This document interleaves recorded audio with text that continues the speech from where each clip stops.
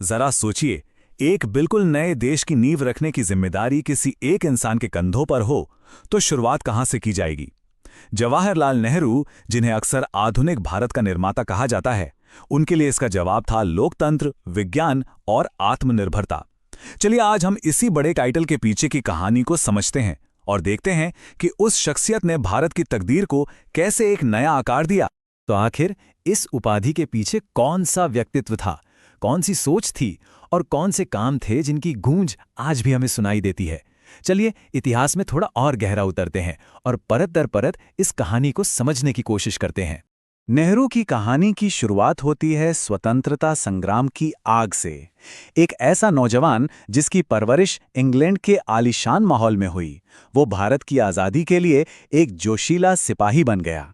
लेकिन सवाल ये है कि आखिर एक आरामदायक जिंदगी छोड़कर संघर्ष का रास्ता चुनने के लिए उन्हें किस चीज ने प्रेरित किया। देखिए, उनकी शुरुआती दुनिया भारत से बहुत दूर इंग्लैंड के सबसे प्रतिष्ठित संस्थानों में बनी थी, हैरो, कैम्ब्रिज और इनर टेम्पल। इन जगहों ने उन्हें पश्चिमी सोच, आधुनिक विचारों और कानून की गहरी समझ दी। और 1912 में जब वे भारत लौटे तो वो सिर्फ एक वकील बनकर नहीं लौटे थे, बल्कि अपने साथ एक ऐसा नजरिया लेकर आए थे जो भारत के भविष्य को हमेशा के लिए बदलने वाला था। भारत आते ही वे पूरी तरह से आज़ादी की लड़ाई में शामिल हो गए। होम रूल आंदोलन से लेकर भारत छोड़ो आंदोलन तक उनकी यात्रा दशकों तक फैली हुई थी। और ये सिर्फ राजनीति नहीं थी, ये देश के लिए एक अटूट, बिना किसी शर्त वाली प्रतिबद्धता थी। फिर आया साल 1929। लाहौर अधिवेशन एक बहुत बड़ा मोड़ था। कांग्रेस अध्यक्ष के तौर पर नेहरू ने एक ऐसा नारा दिया जिसकी गूंज पूरे देश में सुनाई दी, पूर्ण स्वराज, मतलब कंप्लीट इंडिपेंडेंस। ये एक ऐतिहासिक पल था जिसने आज़ादी की लड़ाई की दिशा ही बदल कर रख दी।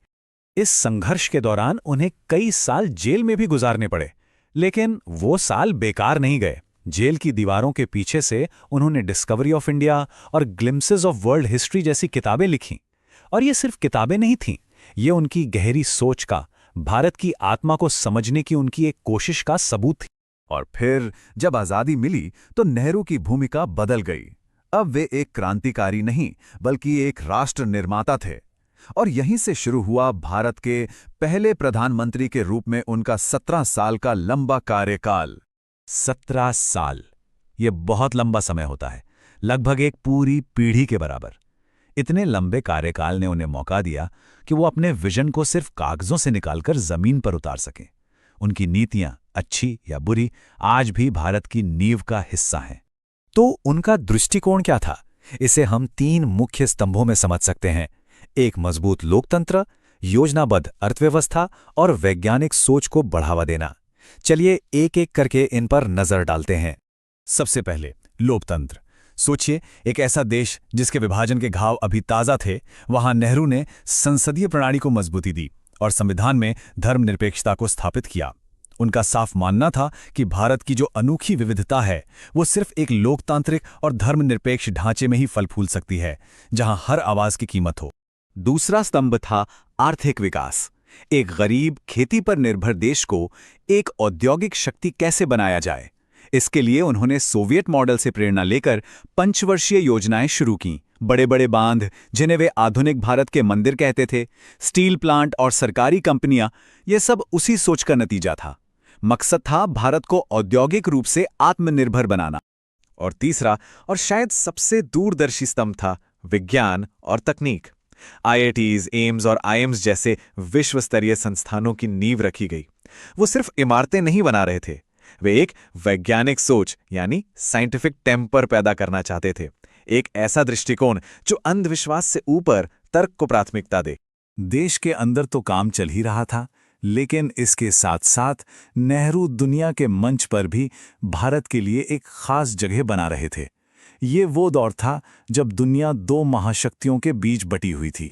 एक तरफ था अमेरिका का पूंजीवादी गुट और दूसरी तरफ सोवियत संघ का साम्यवादी गुट। और जो नए नए आज़ाद देश थे उन पर बहुत ज्यादा दबाव था कि वो किसी एक तरफ हो जाएं। और यहीं पर नेहरू ने एक तीसरा, एक बिल्कुल अलग रास्ता सुझाया, गुटनिरपेक्ष आंदोलन का।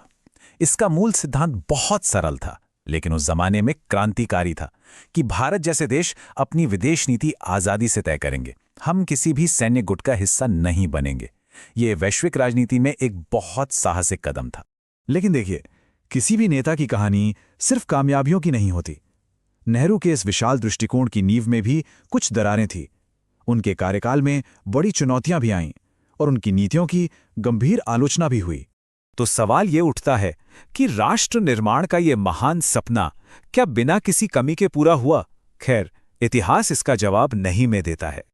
उनकी चीन नीति, जो हिंदी चीनी भाई भाई के नारे पर बनी थी, 1962 के युद्ध के बाद एक बड़ी विफलता मानी गई, जिससे देश को गहरा सदमा लगा। कश्मीर मुद्दे को उन्होंने जिस तरह से संभाला, उस पर आज तक सवाल उठाए जाते हैं और उनके आर्थिक मॉडल पर लाइसेंस राज को बढ़ावा देने का आरोप लगा, जिससे कहते हैं कि विकास की गति धीमी पड़ गई। इन सब आलोचनाओं के बावजूद नेहरू की विरासत बहुत गहरी और स्थायी है। तो आखिर में ये समझना जरूरी है कि वे आज भी इतने महत्वपूर्ण क्यों हैं। उन्हें भारतीय लोकतंत्र का स्तंभ, वैज्ञानिक सोच का समर्थक और हाँ, आधुनिक भारत के निर्माता के रूप में याद किया जाता है। लेकिन इन सब भारी भरकम उपाधियों से अलग बच्चों से उनके लगाव ने उन्हें चाचा नेहरू बना दिया। एक ऐसी छवि जो आज भी लोगों के दिलों में है। 27 मई 1964 को जब उनका निधन हुआ, तो वे अपने पीछे एक ऐसा भारत छोड़ गए जो अपनी तमाम समस्याओं के बावजूद एक लोकतांत्रिक और आधुनिक रास्ते पर मजबूती से चल पड़ा था। उनकी विरासत जटिल है, उस पर बहस होती है, लेकिन उसे नकारा नहीं जा सकता। और ये हमें एक आखिरी बड़े सवाल के पास छोड़ जाता है कि आखिर कैसे एक इंसान का दृष्टिकोण, उसकी सफलताएं और उसकी विफलताएं दशकों बाद भी एक अरब से ज्यादा लोगों वाले विशाल राष्ट्र के भाग्य को आकार देती रहती हैं। नेहरू की कहानी हमें याद दिलाती है कि इतिहास कभी खत्म नहीं होता। इस पर सोचना जरूरी है।